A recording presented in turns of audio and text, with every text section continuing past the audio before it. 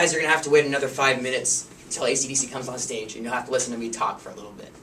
Now, it's not every day that you get to see such a huge musician get recognized in this way. There are stars, and then there are superstars. AC/DC has sold over 200 million albums worldwide. They're the third best-selling rock band in the history of album sales. Now, Angus manages to stay out of the spotlight. He doesn't really get involved in scandals, unlike Ozzy over there. So a lot of you probably don't know too much about his life. So I'm going to tell you about him. Angus was born in Scotland in 1955 on March 31st. He was one of 3 kids and lived in a pretty small town. At the age of 7, Angus's family migrated to Australia. Now, this is when he started to pick up some hobbies. His older brother, Malcolm, bought him a banjo, and that was his intro to starting on the guitar. Now, Angus continued, he was just going to school in Australia. At the age of 15, he dropped out of school to pursue a career in music. Now, to most people now, it seems like a pretty crazy idea, but he knew he could make it. Now, most people aren't even lucky enough to be able to play in a band with a good friend.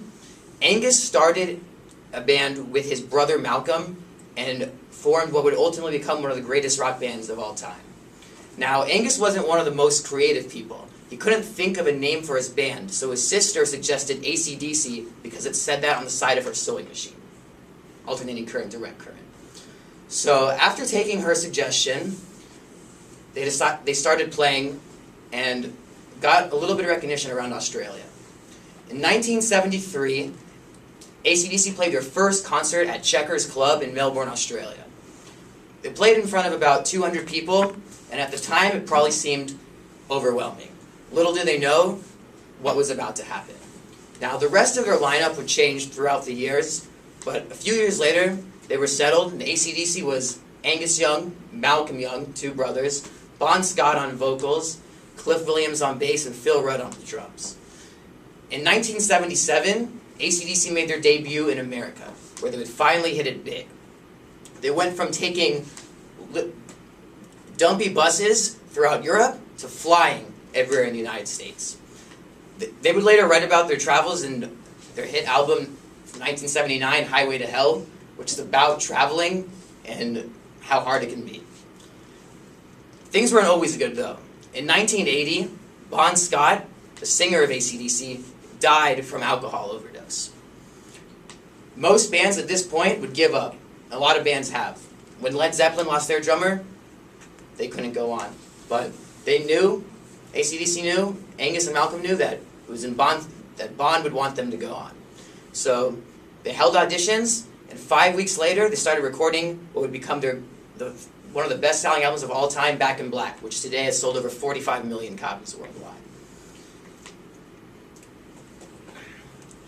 Most bands throughout the 70s and the 80s and the 90s, they changed their styles. But Angus and Malcolm, they held true to what they believed in. They never, ever, if you listen to any of their albums, they're all pretty similar.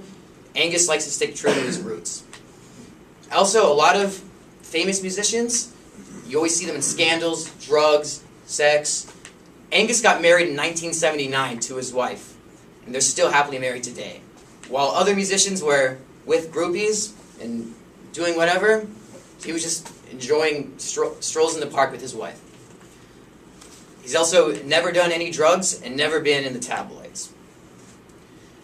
Angus has been able to live a life that most musicians can't, where he's a respectable role model and also one of the greatest musicians that the world has ever seen.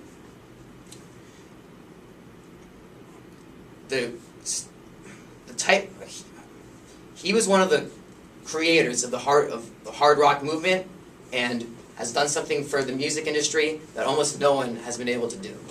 So today, it's my distinct honor to be able to induct you into the Rock and Roll Hall of Fame, and enjoy AC/DC.